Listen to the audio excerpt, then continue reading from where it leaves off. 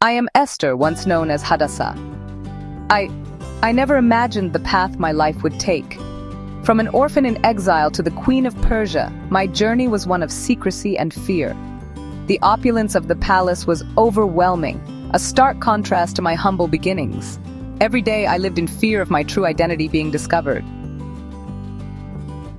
But fate had other plans for me, plans that would test my faith and courage. Haman, the king's advisor, rose to power. His arrogance was matched only by his cruelty. I watched as he paraded through the streets, demanding all to bow before him. My cousin Mordecai refused, staying true to our beliefs. Haman's rage was palpable. In his fury, Haman decreed death for all Jews in the kingdom. My people were doomed. Mordecai's words reached me in the palace, urging me to act. "If you remain silent at this time," he said, "deliverance will arise from another place." His words weighed heavily on my heart. Could I risk everything to save my people? I was terrified. To approach the king uninvited meant certain death.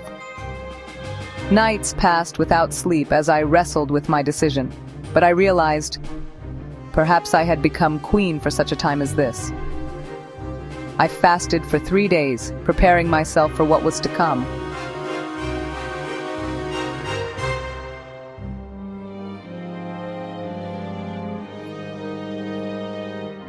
As I approached the king's throne room, my heart pounded in my chest.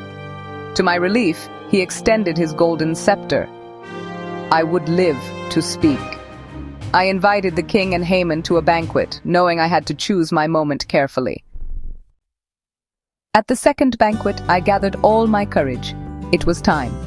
I revealed my true identity and Haman's wicked plot against my people. The king's fury was swift. Haman fell, and my people were saved. In those moments, I discovered a strength I never knew I had.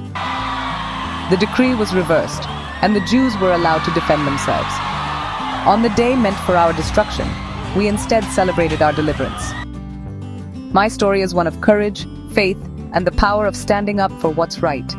It reminds us that even in the darkest times, hope can arise from unexpected places, and sometimes we are called to be that hope for others. The festival of Purim now commemorates these events, a joyous reminder of our survival. May my story inspire others to find their voice and stand up for justice.